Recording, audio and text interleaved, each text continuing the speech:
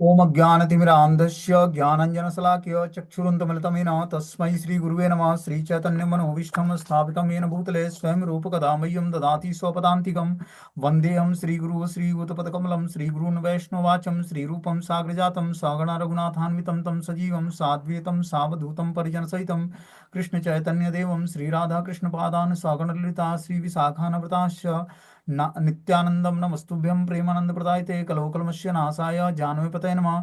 नमो महावदन्याय कृष्ण प्रेम प्रदायते कृष्णाय कृष्ण चैतन्य नामिने गौरद्विष नमः। अनर्पित चरिचिरात करुणावतीर्णव कलौ समर्पित उन्नत उज्ज्वल रस स्वभक्ति श्रियम हरिपुरट सुंदर गुतकदम्ब संदीपितम सदा हृदय कंदरे स्मृत्वा सचिनंदनम। संसार दुख जलदो पतितस्य कामा क्रोधादीन क्रम करे कवलीकृतस्य दुर्वासना निगडितस्य निराश्रयस्य चैतन्य चंद्रमम देहि पदावलंबम। चैतन्य चंद्रमं हृदि कुमुदं विकास्यं हृदयं विधेहि चिंतन भृंगरंगे किंचापराधतिमिरन्य विदूयं पादामृतं सदय पायत दुर्गतं माम्। आजानुलंबित भुजो कनकावदातो संकीर्तनेक पितरो कमलायताक्षो विश्वम्भरो धीवरो युगधर्मपालो वन्दे जगत्प्रियकरो करुणावतारो। नमस्ते काल सत्याय जगन्नाथाय सुताय च सभृत्याय सपुत्राय सकलत्राय ते नमः। अतीर्णो साकरुण्यो परिच्छिन्नो सदीश्वरो श्रीकृष्ण चैतन्य नित्यानंदो द्वय भ्रातरं भजे स जयति विशुद्ध विक्रमं कनकाभ्यं कमलायते क्षणं। वर्जानुनं विलंबितं खड्भुज बहुधा भक्तिरसाभिनर्तकम्।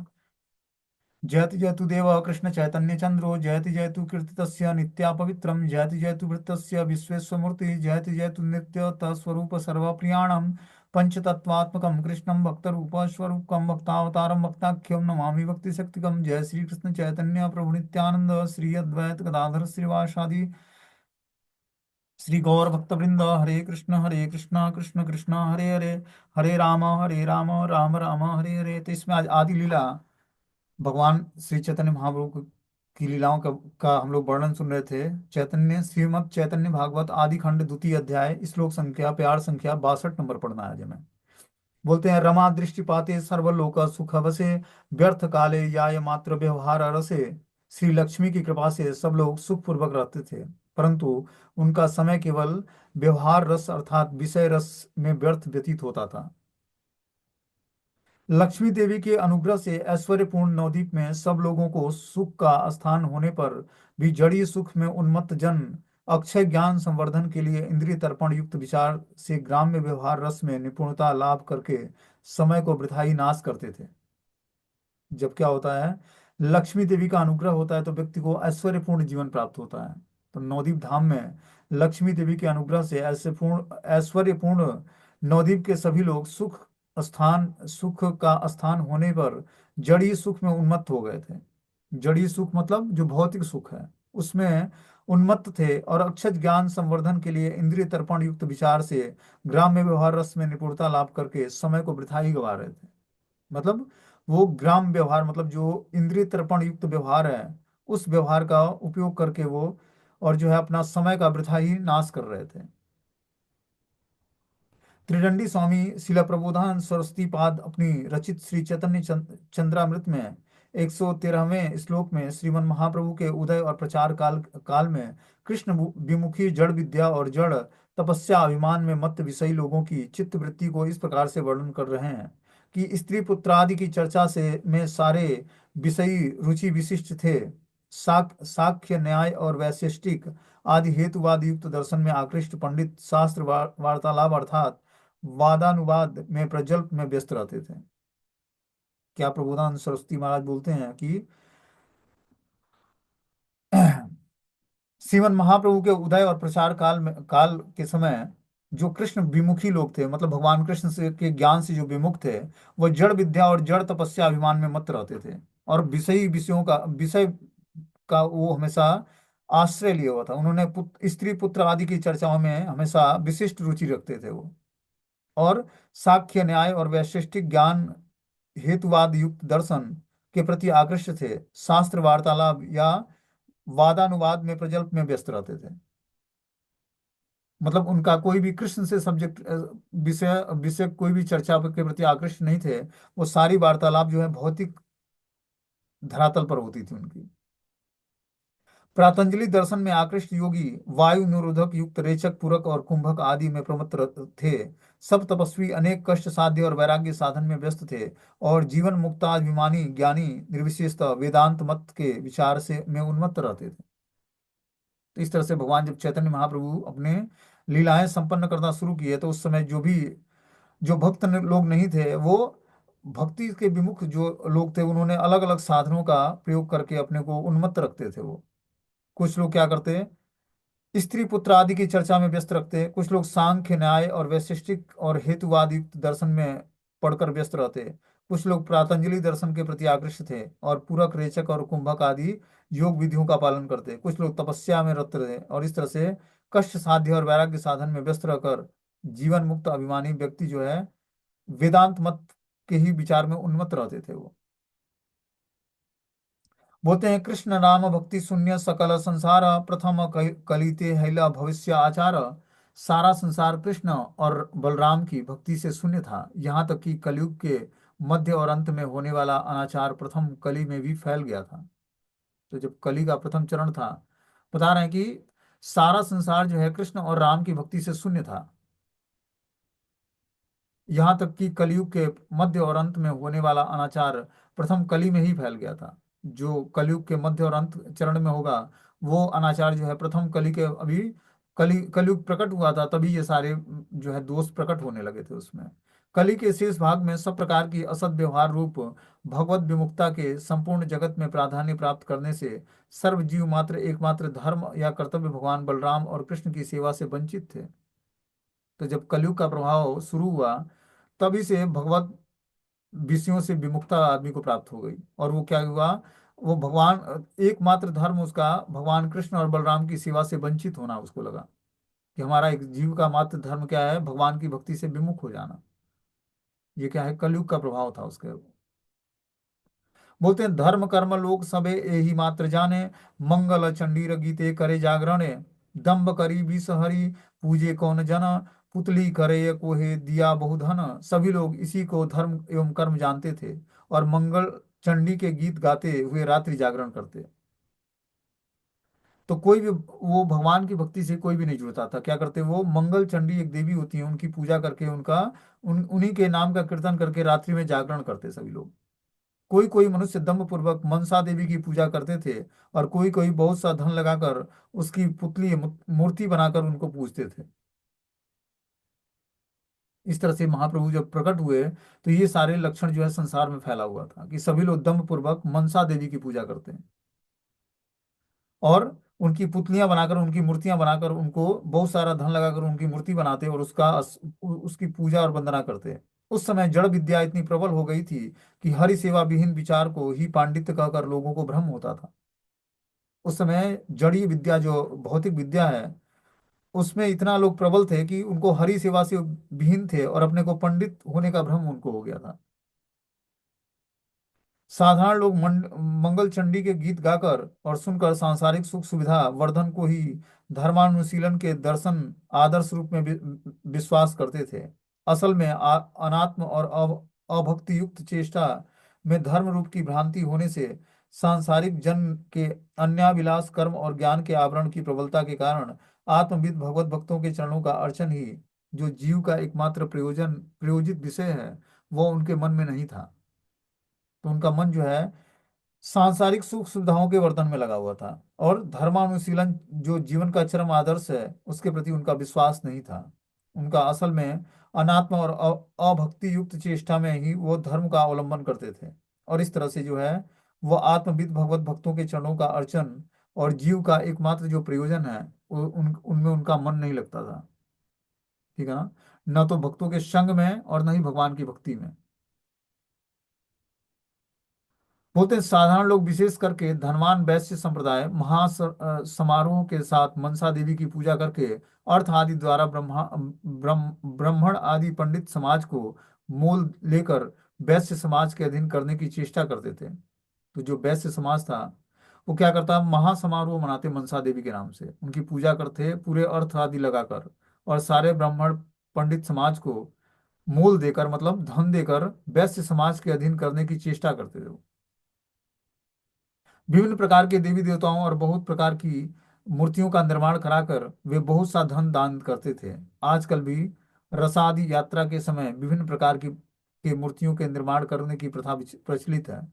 परमार्थ बुद्धि से अप्राकृतिक भगवत विग्रह की सेवा के बदले में मूर्ति पूजक के विचार का अवलंबन करके वे उत्सव में उपलक्षित आदि से बहुत से धन खर्च करते, फिर उस मूर्तियों का जल में विसर्जन देकर पूज्य वस्तु और पूजा की अनित्यता को प्रमाणित करते थे। हम देखते हैं कि जो है नवरात्र के समय क्या होता है, देवी दुर्गा को स्थापित किया जाता है और बहुत ही उत्तम तरीके से पूजा होती है उनको, फिर उनको विसर्जित कर दिया जाता है दशमी के दिन। तो वो प्रथा बहुत पहले से फैली हुई थी समाज में, और कोई भी भगवान विष्णु का हरि का भक्त नहीं बनना चाहता था। बता रहे कि बहुत सारा धन लगाकर उस उत्सव को आयोजन किया जाता था, फिर उस मूर्तियों का जल में विसर्जन देकर पूज्य वस्तु और पूजा की अनित्यता को प्रमाणित किया जाता था। वे उस सब वृथा कार्यों में बहुत से धन खर्च करते थे और श्री जगन्नाथ देव की पूजा के समान नित्य श्री विग्रह पूजा बंगाल के देश में बिरले कहीं स्वल्प हो गया था, कि कहीं भी भगवान जगन्नाथ की पूजा नहीं होती है। क्या करते हैं वो, मंगल चंडी नामक देवी की पूजा करते हैं या मनसा देवी की पूजा करते हैं, और बहुत सारे पांडाल का अरेंजमेंट करते हैं और वहां पर मूर्तियों की स्थापना करते हैं, और इस तरह से जो है वहां पर नाम संकीर्तन करते हैं माता दुर्गा का, मंगल चंडी का, और इस तरह से दम्भ पूर्वक पूजा करते हैं उनकी। दूसरे पार्ट में मूर्तियों का विवाह करने में बहुत सारा धन खर्च करते हैं, अर्थात जड़ रस में मत जनगण दम्भ पूर्वक बंदर बकरी बिल्ला बिल्ली पुतले पुतलियों के विवाह आदि के तुच्छ और वृथा उत्सव कार्य में बिना मतलब के अर्थ व्यय करके सिर्फ भगवत विमुक्ता मात्र का संचय करते थे। इस तरह से पूरे समाज में उस समय वो क्या करते, मूर्तियों को, अलग अलग मूर्तियों का आपस में विवाह कराते, और कुत्ते बिल्लियों का बिल्ली और बिल्लियों का, बंदर और बकरियों का विवाह संपन्न होता उस समय। इतनी अज्ञानता फैली थी समाज में जब भगवान श्री चैतन्य महाप्रभु प्रकट हुए। तो बोलते हैं धर्म नष्ट करे पुत्र कन्यार विहाय, यही मत जगतेर व्यर्थ काल याय। कुछ लोग पुत्र एवं कन्या के विवाह में धन नष्ट कर देते थे, इसी प्रकार जगत के सभी लोगों का समय व्यर्थ चला जाता था। बोलते हैं कि कुछ लोग फिर संसार के धर्म को ही परमार्थ समझकर अपने पुत्र कन्या के विवाह उत्सव आदि में बहुत सा धन खर्च करते थे और हरि विमुख जगत को का आनंद वर्धन करते थे। वे समझते थे कि विषयों के पुत्र कन्या का विवाह भगवान की उपासना की अपेक्षा अनेक गुणा प्रिय और श्रेष्ठ है, किंतु वास्तव में इन सब अनात्म चेष्टाओं में उनका समय वृथा ही व्यतीत होता जाता था। उनका उद्देश्य क्या था कि पुत्र और पुत्रियों का विवाह करना, उसको वो भगवान की सेवा से ज्यादा श्रेष्ठ मानते थे, किंतु वास्तव में वो अनात्म चेष्टाओं के कारण वो वृथा ही समय और धन का व्यय करते थे। एवं भट्टाचार्य चक्रवर्ती मिश्र सब तहा राव ना जाने सब ग्रंथ अनुभव। जो भट्टाचार्य चक्रवर्ती और मिश्र उपाधिधारी थे, वे भी ग्रंथ का अनुभव नहीं जानते थे। तो जो ब्राह्मण कुल के लोग भी थे, जो भट्टाचार्य थे, जो चक्रवर्ती ब्राह्मण थे, या मिश्र कुल में उत्पन्न जो ब्राह्मण लोग थे, वो भी ग्रंथ का अनुभव नहीं जानते थे कि ग्रंथ क्या बोलता है। इस तरह से वो भी जो है इस तरह के नियमों को पालन करते हैं। बोलते हैं शास्त्र पढ़ाई या सबे यही यही कर्म करे, श्रोतार सहित यम पासे डूबी मरे। शास्त्र का अध्यापन कराकर एवं शास्त्र अध्ययन करके अध्यापक और विद्यार्थी दोनों ही ऐसा कर्म करते थे जिससे वे यम पास के बंधन में गिर बंध कर मर जाएं। तो इस तरह से पूरे संसार में अज्ञानता फैली थी। क्या अध्यापक और क्या शिष्य सभी जो है ऐसे ज्ञान को सीखने में लगे थे जिस ज्ञान का उद्देश्य जो है पाप कर्मों से जुड़ना है, और इस तरह से यम पास में बंद कर अपने को मारना है। बोलते हैं शास्त्र का अध्यापन कराकर, वो शास्त्र का अध्ययन करके अध्यापक और विद्यार्थी दोनों ही कर्म की बेड़ियों में आबद्ध होकर अंत में अपनी अपनी अनित्य चेष्टाओं से यम के निकट दंड के योग्य होते थे। इस तरह से अध्यापक और शिष्य दोनों ही शास्त्र का, ऐसे शास्त्रों का अध्ययन करते जिससे कर्मों की बेड़ियां आबद्ध कर लें उसको, और इस तरह से वो अनित्य चेष्टाओं के द्वारा यम के निकट दंड के योग्य होते थे। बोलते हैं न बखाने युग धर्म कृष्ण कीर्तन, दोष बिना गुण कारो ना करे कथन। वे लोग जो कलयुग के धर्म श्री कृष्ण संकीर्तन का बखान नहीं करते थे और दूसरे के दोषों के अतिरिक्त किसी के गुणों का वर्णन तो वे करते ही नहीं थे। तो जो भगवान के विमुख जन थे, जो कीर्तन का बखान नहीं करके क्या करते, आपस में एक दूसरे के दोषों और गुणों का वर्णन करते, ऐसे व्यक्ति को जो है बताना कि वे यही काम करते थे।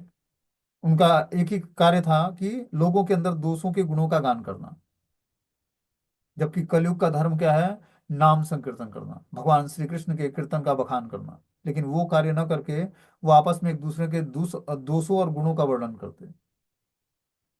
बोलते हैं शुद्ध कृष्ण कीर्तनकारी व्यक्ति को छोड़कर मायाबद्ध कृष्ण विमुख स्वार्थ युक्त जीव कर्म के प्रचंड शासन में पिसते हुए स्वरूप दर्शन का परित्याग करके अपने जड़ी विरूप दर्शन में हमेशा ही जगत की निंदा करते थे। इसलिए श्रील प्रबोधानंद सरस्वती पाद कहते हैं कि विश्व पूर्ण सुखायते विधि महेंद्रादिशस्य कीटायते यत् कारुण्य कटाक्ष वैभवा तम तम गौरमेव स्तुमम। युग धर्म वर्णन में श्रीमद् भागवतम कहती है कि कृतयध्यायतो विष्णु त्रेतायाम यतो मुख द्वापरे परिचर्यायाम कलौ तद हरिकीर्तनम। मतलब जो फल हमें सतयुग में ध्यान करके, विष्णु का ध्यान करके, त्रेता युग में यज्ञ करके, द्वापर में परिचर्या मतलब भगवान के शिव विग्रहों की सेवा करके प्राप्त होना है, वही कलयुग में बस नाम संकीर्तन करके प्राप्त हो जाएगा। ये श्रीमद् भागवतम बताता है 12वें स्कंद के 3 अध्याय के 52वें श्लोक में। बोलते हैं श्री माधवाचार्य ने मुंडकोपनिषद के भाष्य में इस श्री नारायण संहिता के वचन का उल्लेख किया है कि द्वापरे यजने विष्णु प्रंच रात्रेस्तु केवलम कलौ तु नाम मात्रेण पूज्यते भगवान हरि। उस समय समाज में कलह करने वाले तर्कनिष्ठ व्यक्ति युग धर्म श्री कृष्ण कीर्तन महात्म की व्याख्या न करके आपस में अनित्य दोष बखान करने में ही व्यस्त रहते थे। जब कलयुग का शुरुआत हुआ तब व्यक्ति क्या करता, आपस में तर्कनिष्ठ व्यक्ति युग धर्म श्री कृष्ण कीर्तन का महात्म न व्याख्या करके आपस में एक दूसरे के अनित्य दोषों का बखान करते थे। और इस तरह से भगवत गुण अनुवाद वर्णन का परित्याग करके शास्त्र को नहीं मानते, मानने की चेष्टा करने से ही सर्वथा सर्व स्वार्थ परता नामक निज गुण और दूसरे के दोषों के अन्वेषण नाम की ईर्ष्या आकर जीव को ग्रास करती थी। इस तरह उनका हृदय से जो है दूसरों के दोषों को खोजने में लगा रहता था और इस तरह से ईर्ष्या और द्वेष उनके अंदर जागृत होती थी। श्री भगवान उद्धव को कहते हैं कि पर स्वभाव कर्माणि न प्रशस्तेन न ग्रहयेत विश्वक मेकात्मकम पश्यन् प्रकृत्याम पुरुषेण च पर स्वभाव कर्माणि य संसति निंदति स आसु भ्रस्यते स्वार्थम द सत्यम भी निवेशतः।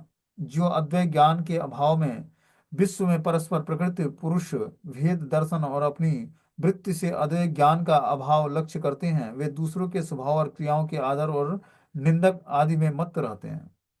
क्या बोलते हैं यहाँ पर कि जो है जो अद्वैत ज्ञान के अभाव में, अद्वैत ज्ञान मतलब जो द्वैत से परे ज्ञान है, भगवान का सत्य ज्ञान है, उससे जो व्यक्ति परे है वो विश्व में परस्पर प्रकृति पुरुष भेद दर्शन करके अपनी वृत्ति में अद्वैत ज्ञान का अभाव लक्ष्य करता है। मतलब उसके हृदय में ड्युअलिटी चलती रहती, दोहरा व्यवहार होता है और वो प्रकृति और पुरुष में भेद दर्शन करता है और इस तरह अपनी वृत्ति के अनुसार अद्वैत ज्ञान का अभाव लक्ष्य करता है और दूसरे के स्वभाव और क्रियाओं के आदर और निंदन आदि में प्रमत्त रहता है कि दूसरे की क्रियाओं को कभी निंदा करता है और कभी स्तुति करता है। इस तरह अद्वैत ज्ञान ब्रजेंद्र नंदन के कीर्तन श्रवण करने से ही कलयुग युगोचित तर्क पंथा दूर होने पर जीव स्रोत पंथा में अवस्थित हो सकता है। तब उनको कृष्णेतर विषय की आलोचना में और उन्मत्त नहीं होना पड़ेगा। हमें क्या करना पड़ेगा, कलयुग में भगवान के नाम के गुणगान में अपने को लगाना पड़ेगा, तभी हम जो कृष्ण से अलग विषय है उसकी हम आलोचना नहीं करेंगे और उसमें उन्मत्त नहीं होंगे। एवा सब विरक्त तपस्वी अभिमानी ता सवार मुखेर नाहिक हरिध्वनि। जो लोग विरक्त और तपस्वी होने का अभिमान रखते थे उनके मुख से भी हरि नाम नहीं निकलता था। जो लोग विरक्त थे या तपस्वी अपने को दिखाते थे उनको इसका अभिमान था कि मैं विरक्त हूँ और मैं अभिमानी हूँ, मैं तपस्वी हूँ। इसका अभिमान के कारण उनके नाम से भी, उनके मुख से भी हरि नाम नहीं निकलता था। हरि नाम जप करने के लिए आपको तृणाद अपि सुनिचेन तरोरपि सहिष्णुना अमानिना मान देना कीर्तनीय सदा हरि। और जो सदा ही भगवान के नाम का कीर्तन करना है तो क्या करना पड़ेगा, वृक्ष से भी अधिक सहनशील बनना पड़ेगा। क्या विनम्र बनना पड़ेगा। और वृक्ष वृक्ष से भी अधिक सहनशील और तृण से भी अधिक विनम्र, और अपने मान की इच्छा ना करते हुए सबको रिस्पेक्ट देना पड़ेगा, तब जाकर निरंतर भगवान के नाम का कीर्तन कर पाएंगे। लेकिन उस समय स्थिति ये थी कि विरक्त और तपस्वी व्यक्ति अभिमानी था, और अभिमान के कारण उसके मुख से हरिनाम नहीं निकलता था। बोलते हैं जो विरक्त है, जड़ के रूप में रस गंध और शब्द और स्पर्श, इन पंचानुभूति का मिश्र भाव जीव के इंद्रिय तर्पण में समय समय पर बाधा देता है। जो लोग उससे पृथक या मुक्त होने की चेष्टा और इच्छा करते हैं वे ही विरक्त कहलाते हैं। तो विरक्त जो होता है व्यक्ति, वो जो ज्ञानेंद्रियों के पांच विषय हैं उसको स्पर्श, क्या है, रूप रस गंध शब्द और स्पर्श, ये जो पंचभूत पंचानुभूतियां हैं, पंच अनुभूतियां मतलब ये पांच इंद्रिय विषयों के पांच, पांच इंद्रियों के पांच विषय हैं। नेत्र का विषय क्या है, रूप देखना। जीभ का विषय क्या है, रस लेना। नाक का विषय क्या है, गंध लेना। और शब्द, कानों का विषय क्या है, शब्द। और स्पर्श त्वचा का विषय है। जब इस पांच ज्ञानेंद्रियों के पांच विषयों का मिश्र भाव से इंद्रिय तर्पण में समय समय पर बाधा देता है, इस पांच विषयों को जब हम शुद्ध कर लेते हैं, जो पांचों इंद्रियों के पांच विषय हैं, तब क्या होता है, ये हमारे इंद्रिय तर्पण में बाधा नहीं बन, मतलब इंद्रिय तृप्ति के प्रति हमारी इच्छा जागृत नहीं होती है। जो लोग इससे पृथक मुक्त होने की चेष्टा और इच्छा करते हैं वे ही विरक्त कहलाते हैं। तो इस पांच ज्ञानेंद्रियों के पांच जो विषय हैं, जो इन पांच विषयों को शुद्ध कर लेता है वही विरक्त कहलाता है। या ऐसी चेष्टा और इच्छा करता है तो धीरे धीरे वो विरक्त आश्रम को प्राप्त करता है। बोलते हैं, तपस्वी त्रिताप द्वारा समय समय पर क्लेश पाया जाता है। जो तपस्वी व्यक्ति होता है वो समय समय पर एक,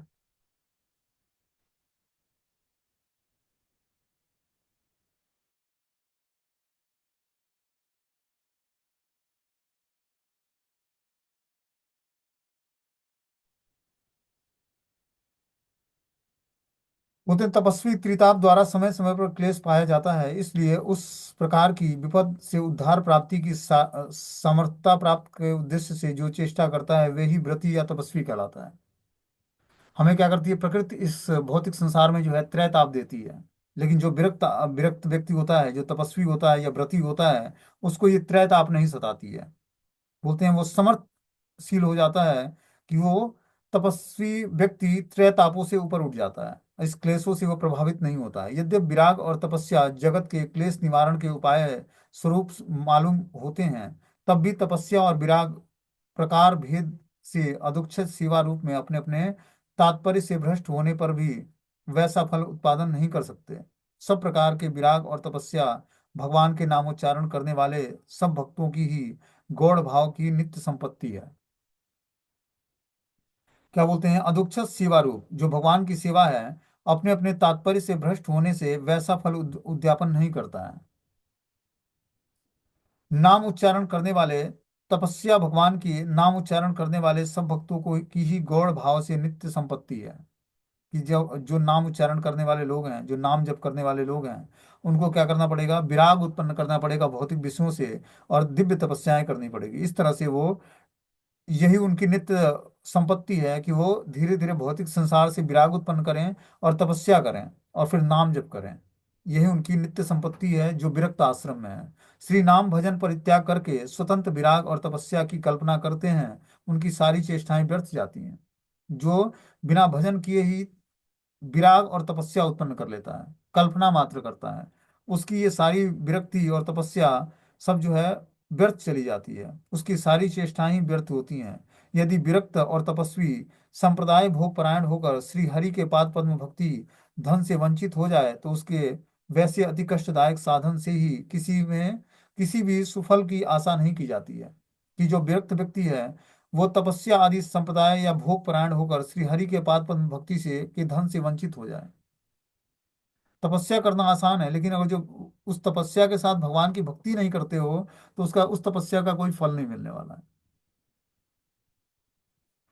पारिवारिक जीवन में भी व्यक्ति को तपस्या करनी है, ऐसा नहीं कि पारिवारिक जीवन भी तपस्या भरा है अपना। उसमें भी क्या करना है, धन कमाते हुए बहुत सारी तपस्याएं करनी पड़ती है। परिवार का पालन पोषण भी करते समय भी बहुत सारी तपस्याएं करनी पड़ती है। लेकिन सब कुछ करते हुए अगर जब हम तपस्या करते हैं और उसको भगवान के नाम से जोड़ देंगे, ठीक है ना, तो हम पारिवारिक जीवन में रहते हुए भी मंगलकारी बन जाएंगे। हमें क्या करना है, हर समय निरंतर भगवान का चिंतन करना है, स्मरण करना है। पारिवारिक जीवन की तपस्याएं जो है कि परिवार का पालन पोषण करना है, धन कमाना है, बच्चों को परवरिश देना है, वो छोटी मोटी तपस्या नहीं है। विरक्त आश्रम में जब व्यक्ति अकेले है तो उसको अपने अपने ही शरीर का टेक केयर करना है।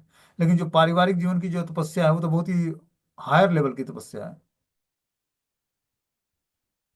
उस तपस्या को करते हुए भी अगर जो हम भगवान के नाम का जप करेंगे तब जाकर वो तपस्या सर्वश्रेष्ठ कहलाएगी।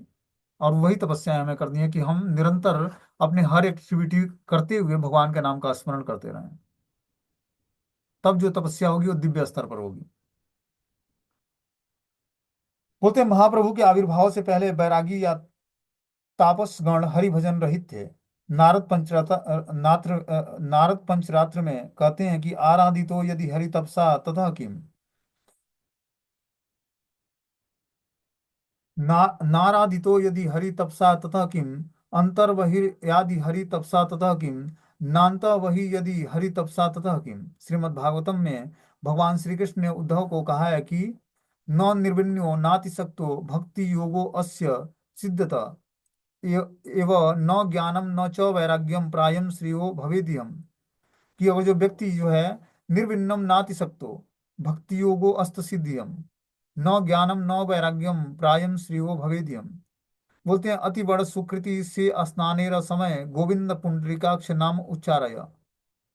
कोई कोई जो अत्यंत सुकृतवान होते थे वे केवल स्नान करते समय गोविंद और पुंडरीकाक्ष आदि नामों का उच्चारण करते थे। स्नान करते समय हमें भगवान के नाम का उच्चारण करना चाहिए। बोलते हैं, कुछ स्वीकृतिवान लोग जो थे वो क्या करते, स्नान करते समय उस समय गोविंद या पुंडरीकाक्ष के भगवान के नाम का उच्चारण करते थे। प्रभु के कृष्ण कीर्तन प्रचार से पहले समाज में चली आ रही प्रथा या आचार समूह के अन्यतम ज्ञान से तथाकथित सद्धर्म परायण सुकृत संपन्न जीवों के मुख से केवल स्नान के समय अर्थात जल के द्वारा बाह्य पाप समूह को धोकर साफ करने की इच्छा से गोविंद पुंडरीकाक्ष आदि नामों का उच्चारण करते सुना जाता था। उस समय व्यक्ति बस स्नान करते समय भगवान का नाम जप करता था। भगवान के नाम वो भी कुछ लोग करते थे। इतना पापमय संसार था जब भगवान चैतन्य महाप्रभु का प्राकट्य होने वाला था, उससे उस समय, ठीक है ना।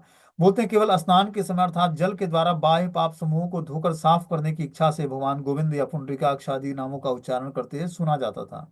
दूसरे समय जो लोग एक बार भ्रम से भी किसी भी मुहूर्त में भगवान विष्णु का नाम उच्चारण नहीं करते, उनके विपरीत गोविंद पुंडरीकाक्ष आदि श्री नामों का उच्चारण करने के लिए सब समय में करना निषिद्ध था, ऐसा विश्वास करते थे, क्योंकि उनके मन में यह धारणा थी कि अशुचि समय में या अनाधिकृत व्यक्ति का गोविंद पुंडरीकाक्ष आदि नामों का उच्चारण करना कर्तव्य नहीं है। कि जो व्यक्ति अशुद्ध है उसको, उनका ये मानना था कि अशुचि समय में, जिस समय हम पवित्र न हो, या अनाधिकृत व्यक्ति के साथ, या फिर जो व्यक्ति विश्वास नहीं करता भगवान के नाम में, उसके साथ जो है हमें भगवान गोविंद का नाम या पुंडरीकाक्ष का नाम उच्चारण नहीं करना है। ये कर्तव्य हमारा नहीं है।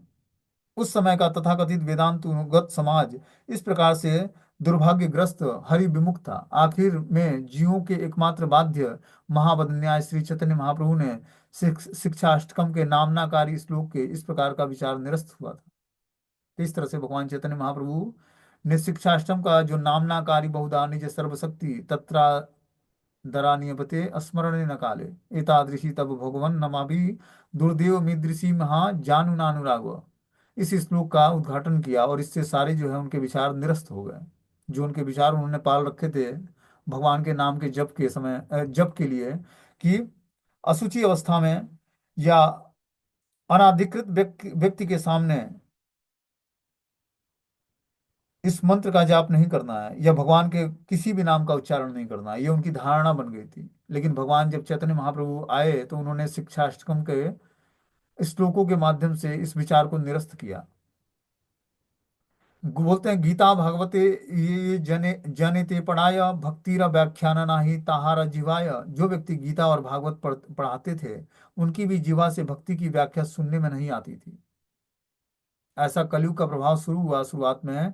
कि जो व्यक्ति भगवत गीता और भागवतम पढ़ाता था उसकी भी जीवा पर भक्ति की व्याख्या सुनने में नहीं आती थी।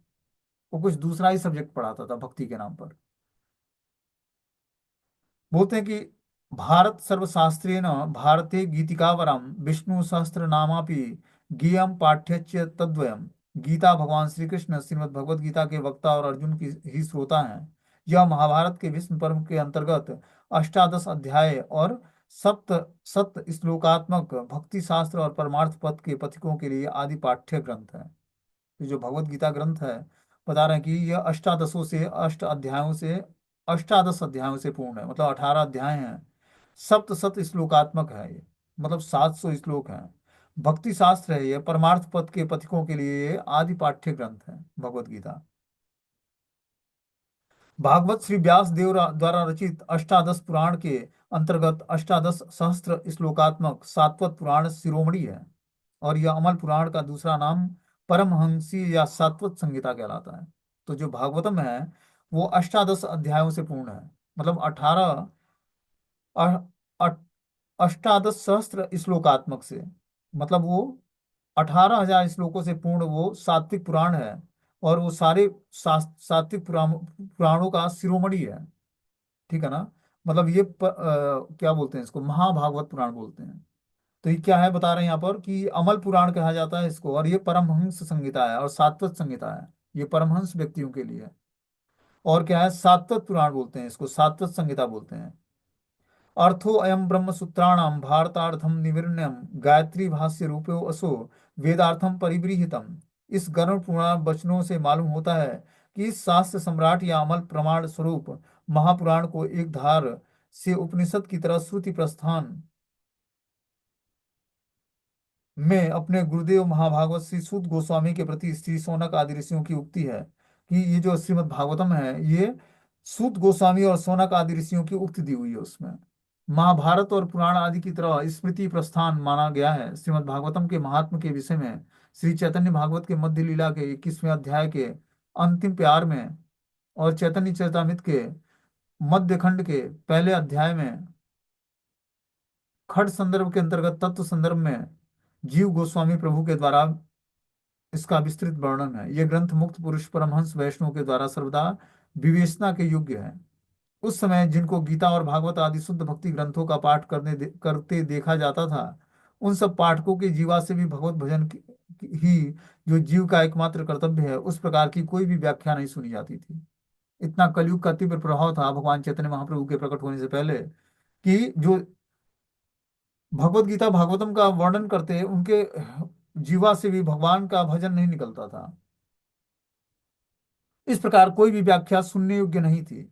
वे सप्तसती चंडी और काम्य कर्म युक्त ग्रंथ की तरह भक्ति की विकृत और निकृष्ट साधन के अभिप्राय से गीता और भागवतम के पठन पाठन आदि की लौकिक पारलौकिक इंद्रिय तोषण के उद्देश्य से ही अनुष्ठान करते थे। तो उनका उद्देश्य भगवान कृष्ण को ग्लोरीफाई करना नहीं था।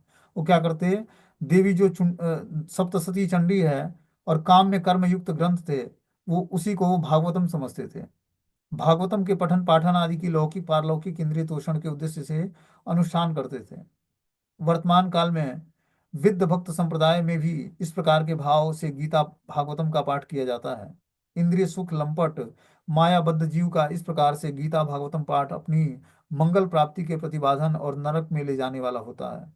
तो जो व्यक्ति गीता भागवतम का वास्तविक मर्म को नहीं समझता है उसको की प्राप्ति नहीं होती है। क्या होता है, नरक का गामी होता है, क्योंकि वह कभी भी गीता और भागवतम का वास्तविक पाठ नहीं जानता। उसके विपरीत जड़ शब्द की समष्टि और इंद्रिय तोषण तोषण परायण आवृत विशेष को प्राप्त होता है।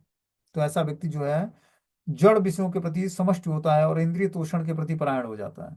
इंद्रियों को बस तृप्त करना ही उसका जीवन का उद्देश्य बन जाता है। और इस तरह से वह श्रीमद् भागवतम ज्ञान से विमुख हो जाता है। आगे इसमें बता रहे हैं कि एहि मते विष्णु माया मोहित संसार देही भक्त सब दुख भावेरा अपारा।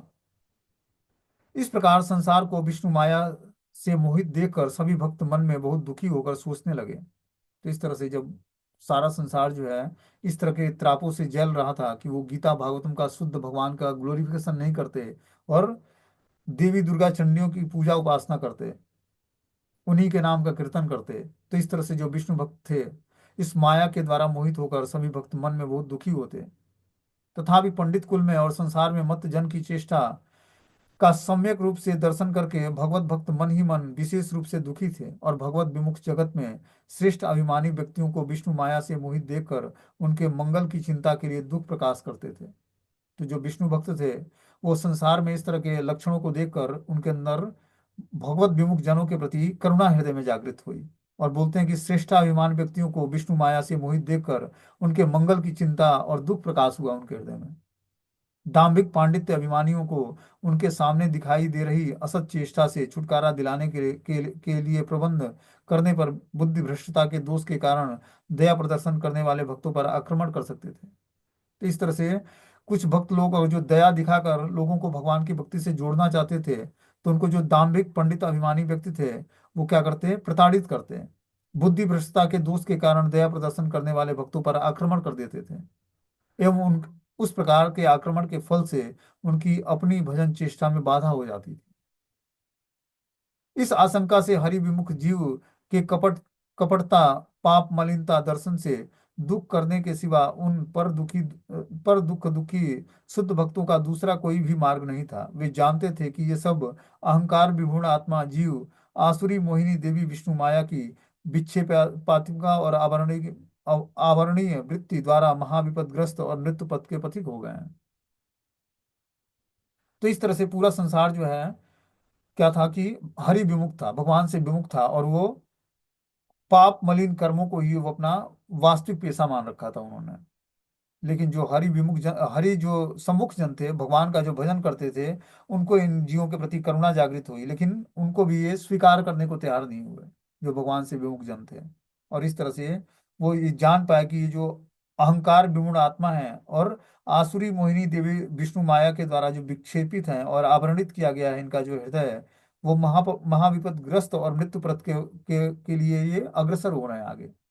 और इस तरह से भक्त लोग दर्शन कर पाते कि किस तरह जो है माया इनको विक्षेपात्मिका और आवरणात्मिका शक्ति के द्वारा विपदग्रस्त करती जा रही है। माया की दो शक्ति होती है, क्या करती है, एक विक्षेप उत्पन्न करती है, विक्षेप मतलब भटकाव, और आवरण कर लेती है हमारे शुद्ध चेतना को। इस तरह से सारे जीव जो है विपदग्रस्त और मृत्यु पथ के प्रति अग्रसर हो रहे थे। अब आगे बता रहे हैं इस तरह से जो कलयुग के बद्ध जीवों का उद्धार करने के लिए भगवान प्रकट होते हैं। इसका अब आगे जो हम लोग गुणगान कल सुनेंगे।